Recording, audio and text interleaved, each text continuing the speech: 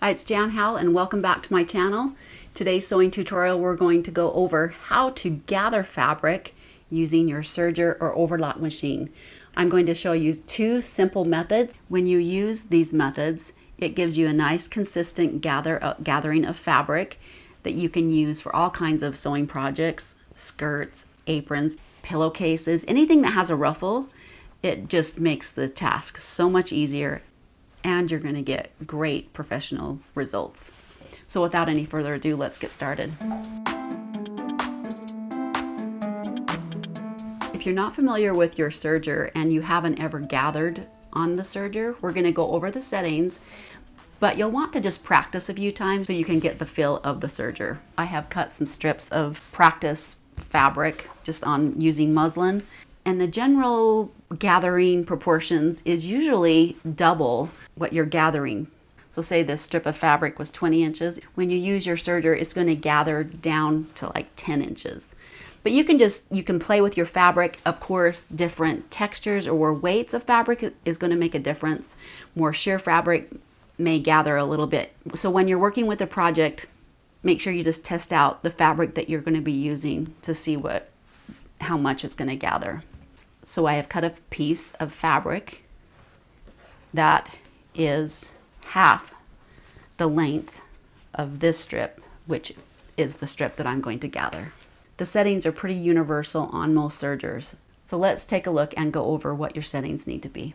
I'm using a Baby Lock Victory model, and the settings that you need to adjust is the differential feed, the length, and the width. So the differential feed determines how much it's going to gather, and I'm going to set that to a 2, and then I'll set my stitch length to a 4 and the width to a 5.5. I have my regular foot on. I have adjusted my settings, and let's go ahead and gather a piece of fabric. I'm placing the fabric just on the edge of my presser foot, and it'll just barely cut off a little bit and gather at the same time. When you're gathering the fabric, let the fabric feed through easily by itself, so you're just lightly holding the fabric.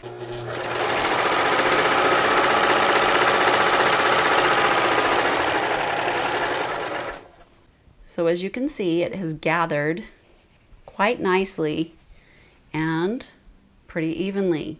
Let's say that you wanted that gather to be a little bit more tight.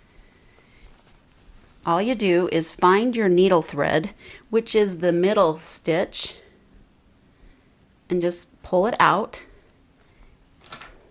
And see how when you pull that, it gathers even tighter.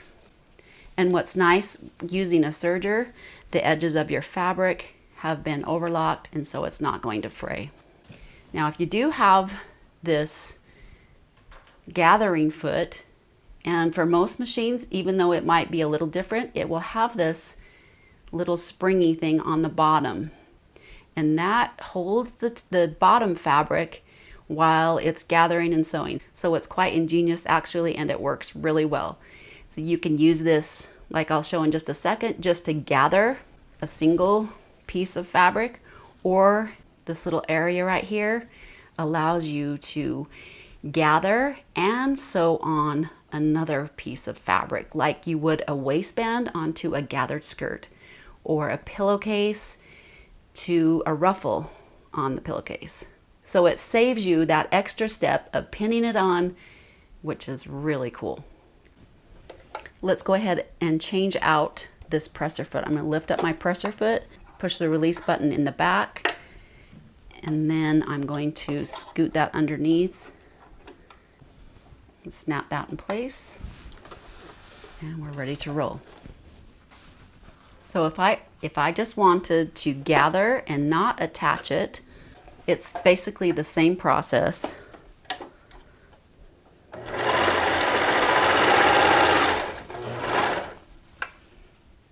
There's my gather.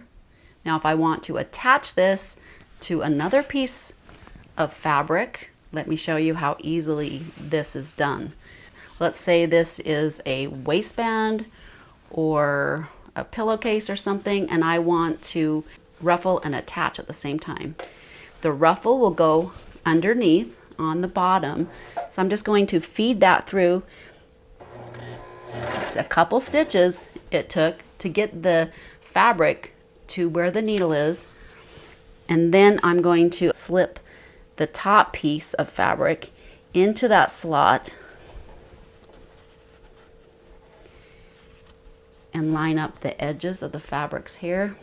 I'm just going to take a little stitch so it can grab both pieces of fabric, and then I'll adjust my hands so I'm lightly holding the bottom fabric and lightly holding the top fabric, trying to keep them aligned as you sew.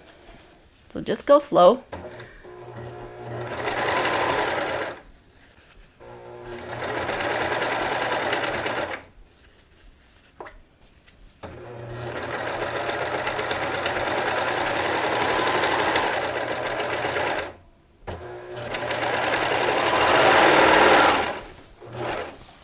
This is the fun part, flipping that open, and look how nice that looks. Isn't that just beautiful and so simple? Okay, let me demonstrate. Instead of hemming the edge of the ruffle, you can fold it in half, and so the ruffle is double layered, but there's just this fold instead of, so it's double in layer, and it will still gather really nicely. So I'm going to line up those edges and then send it through.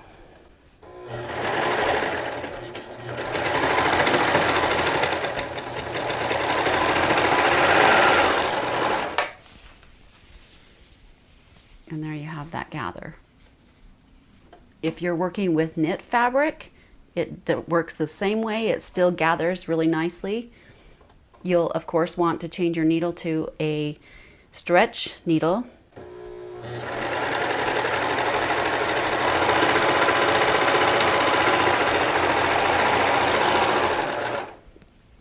Pretty awesome.